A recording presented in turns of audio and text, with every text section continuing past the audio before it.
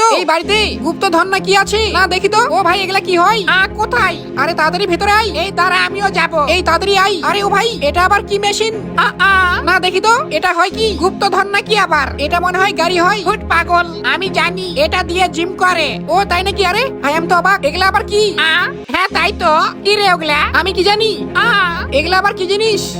না সর দেখি তো। এটা মনে হয় হুই হুই হুই। আরে তোর কি হলো? কিছু হয়নি, এটা মশা মারা যন্ত্র হয়। না এগুলা জড়ো করি দেখি আরো এখানে কি আছে। এই তো একটা লোহা পেয়ে গেলাম। এ ভাই এখানে আয় তো। এটা গাড়ি না কি হয়? গিয়ে দেখ তো। হ্যাঁ দেখি তো। পিপি বুম বুম বুম। দে মাথা মোটা, এটা কি খেলার জিনিস?